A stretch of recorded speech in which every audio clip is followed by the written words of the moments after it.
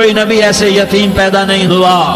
کوئی نبی ایسے فقر میں پیدا نہیں ہوا کہ کوئی عورت دودھ پلانے کے لیے تیار نہ ہو۔ کسی نبی کی ماں کو اللہ نے ایسے جنگل میں موت نہیں دی جیسے میرے نبی کی ماں کو اللہ نے جنگل میں اٹھایا۔ کسی نبی کی ماں کو اللہ نے اتنے بچپن میں موت نہیں دی جیسے میرے نبی کو میرے نبی کی ماں کو میرے اللہ نے صرف میرے نبی کی عمر 6 سال،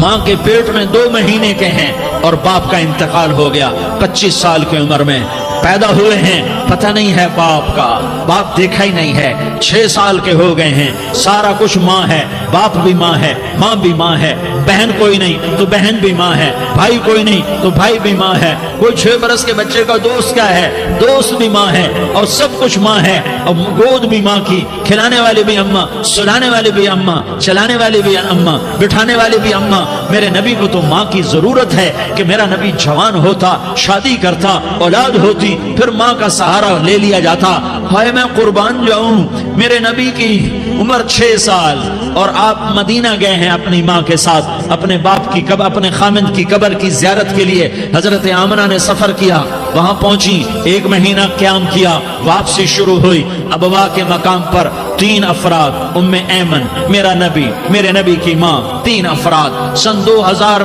میں ابوا گیا، ابوا کے آگے جنگل میں گیا اور حضرت آمنہ کی قبر کو ڈھونڈا۔ میں نے زندگی سفروں میں گزار دی، میری زندگی ساری سفروں میں گزری اور سفروں میں کیفیات واردات مختلف دیکھی۔ میں بیت اللہ کے اندر 2 دفعہ داخل ہوا اور وہاں نمازیں پڑھی، نفل پڑھے، پر جو کیفیت میں نے حضرت آمنہ کی قبر پہ دیکھی میں نے بیت اللہ کے اندر بھی نہ دیکھی،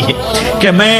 وہاں کھڑا ہوا 1400 سال پیچھے دیکھ رہا تھا، چاروں طرف جنگل تھا، چاروں طرف کالے پہاڑ تھے اور کانٹے دار جھاڑیاں تھیں اور چھوٹے چھوٹے کیکر تھے اور سخت ان کے کانٹے تھے، بڑے بڑے پتھر تھے، نوکیلے سنگریزے تھے اور سیاہ کالے پہاڑ تھے، اور چاروں طرف سن 2000 میں انسان نام کی شے نہ تھی۔ 14 صدی پیچھے میں نے مڑ کے دیکھا کہ میرے نبی کی ماں صرف 25 سال کی عمر میں ہارٹ اٹیک نے پکڑا اور آپ گری، ایسے اوپر چبوترا سا تھا، کوئی 40-50 فٹ اونچا پہاڑ ہے جہاں میرے نبی کی ماں پر موت نے وار کیا۔ ارے یہ موت مدینے میں آتی تو نان کے سنبھال لیتے، یہ موت مکے میں آتی تو داد کے سنبھال لیتے، کوئی دادا سنبھالتا، کوئی چاچا سنبھالتا، کوئی پھوپھی سنبھالتی، کوئی ماموں سنبھالتا، مدینے میں رشتہ دار تھے، کوئی وہاں سنبھالتا۔ یہ میرے رب نے کیا کیا؟